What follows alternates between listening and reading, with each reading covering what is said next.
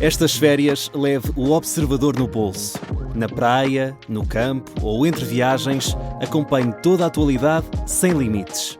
Assine com 40€ de desconto e habilite-se a ganhar uma estadia de 2 noites num dos hotéis boutique da Small Portuguese Hotels. Este verão, desligue da rotina, não da informação. Assine em observador.pt. Eu ouvi a pergunta, mas ela não é a pergunta. Eu percebo as vossas perguntas, mas vamos com calma, está bem? Não quer que ninguém se magoe. Eu respondo-lhe a isso quando me disser aqui olhos nos olhos. Eu às vezes tenho mais de fazer do que estar a responder diariamente. Calma, é isso.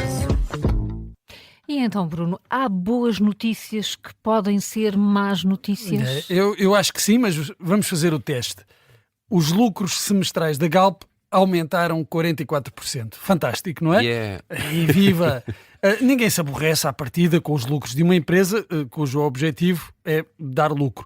O problema é que este resultado coincide com o aumento vertiginoso do preço dos combustíveis nas últimas semanas, o que reforça aquela impressão popular de que os consumidores andam a pagar mais do que deviam, porque afinal o dinheiro depois vai para aumentar os lucros das empresas.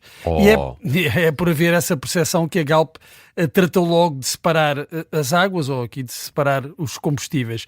A empresa explicou, pedagogicamente, que 90% dos resultados vêm da atividade fora de Portugal e fora das atividades que dizem respeito ao preço dos combustíveis.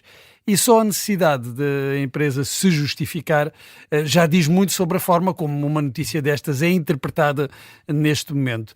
É uma boa notícia que pode ser uma má notícia ou recebida como uma má notícia.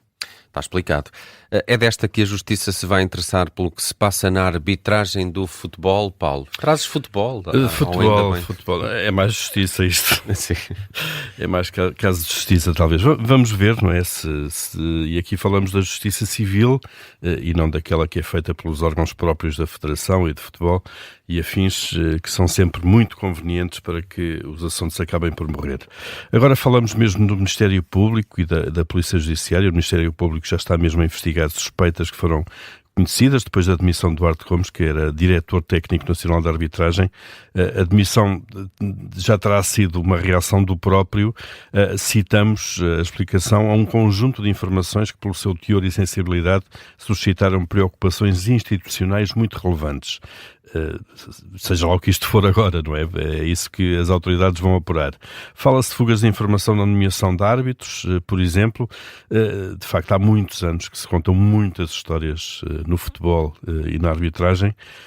Talvez seja conveniente chegar agora ao tempo, tirar tudo ao limpo, não é? Vamos a uma outra questão. Temos uma enxurrada de reapreciações. Muito mais pedidos de reapreciação dos exames do que no ano passado. Até agora foram 15.000, quando no ano passado, para toda a primeira fase de exames, foram 6.000. E há uma explicação para este aumento e que não se deve propriamente à desconfiança em relação ao sistema.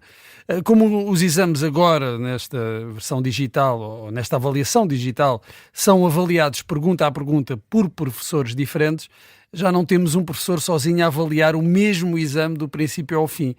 O que é que esse professor que corrigia todo o exame fazia quando chegava ao fim e o aluno tinha um 9,4? Puxava para o 9,5 normalmente.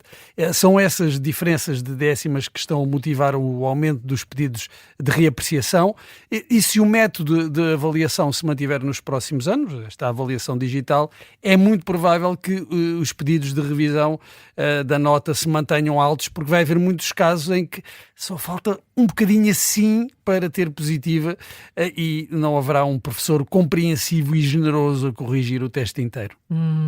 Paulo, já está em vigor a lei do lobby. Vai mudar alguma coisa?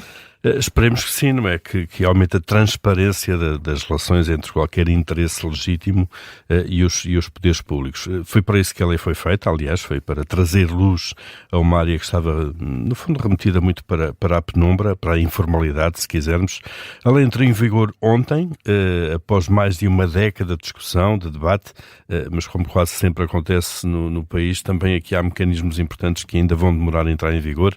Aquele que é fundamental, que é o registro registro de transparência da representação de interesses só vai estar operacional no início do próximo ano, e este registro é fundamental, não é? Os poderes públicos vão ser obrigados a registar as reuniões com grupos de interesse e os contributos que estes possam dar ao processo legislativo.